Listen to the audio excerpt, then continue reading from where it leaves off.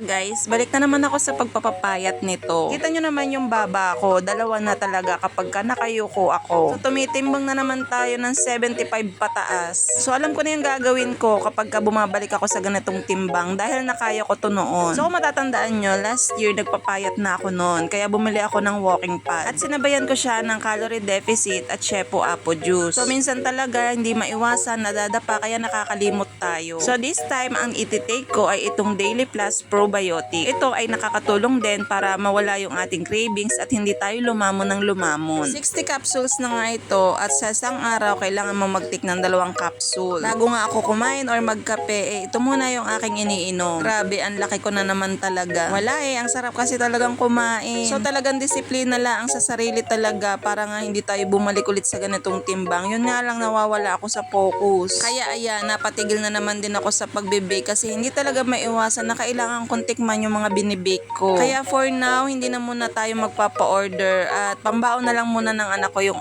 aking ginagawa ngayon. Sasabay ko na nga rin itong aking apple cider habang wala pa ding laman yung tiyan ko. So kung acidic kayo, pwede nyo itong itik pagkatapos nyong kumain. 60 gamis nga ang laman nito sa isang bote at 2 gamis din ang ititik nyo sa isang araw. Magme-medical na naman nga kami ngayong August kaya kailangan na natin magbawas ng timbang. Baka kasi makitaan na naman tayo ng findings kagaya nung nakaraang taon mataas ang aking cholesterol. At habang nag-exercise ako, nagpapaikot na rin ako nitong aking mga labahin. At mamaya pagkatapos kong mag-walking, maglilinis naman tayo ng CR. So dito tayo mag-walking sa loob ng kwarto. Alam nyo naman ako, takot sa tao. Isa pa, kapag sa labas tayo nag-jogging, baka mahabol pa tayo ng aso. Charis. So meron ako ditong sapatos na pang-jogging. Ito nagagamit ko lang din ito sa loob ng bahay. Wala talaga akong ibang sapatos na rubber shoes kundi ito lang. Masarap nga sana mag-jogging sa Sampaloc Lake. Yun nga lang pag niyayakog ko yung asawa ko, ayaw akong samahan. At bago ko nga gamitin itong aking walking pad, lalagyan ko muna ito ng lubricant. Oil nga pala to na ilalagay mo dito sa loob ng nilalakadan para dumulas. Medyo matagal din kasi itong napa-stock at hindi ko nga ito nagamit. Dahil alam nyo na, nauuna lagi ang katamaran. Sayang talaga kung diniretso ko talaga yung disiplina ko sa sarili ko noon. Siguro payat na ako ngayon. Tanda ko noon, June ako nag-start mag-calorie deficit. Halos 1 taon ko na rin napabayaan nga yung pagkakaldef ko. Kaya ayan, balik na naman tayo sa dati. Pero alam nyo, hindi naman ako natatakot kasi kaya ko na ulit bumalik. Alam ko na pati kung papaano, disiplina lang talaga ang kailangan. Kailangan ko lang din talaga ng makakatulong sa akin para hindi nga ako kumain ng kumain. So ang bala ko ngayon, 1 hour walking lang ako. Hindi rin kasi pwede na masyadong matagal gamitin itong walking pad. Nakalagay kasi sa instruction na kailangan mo rin itong pagpahingahin kapag katapos ng 1 oras. So pwede ko naman siyang pagpahingahin ng 30 minutes at pwede ulit akong mag-walking ng 1 hour. Yun nga lang, syempre, tinatamad na ako kapag ka 2 hours pa tayo mag-walking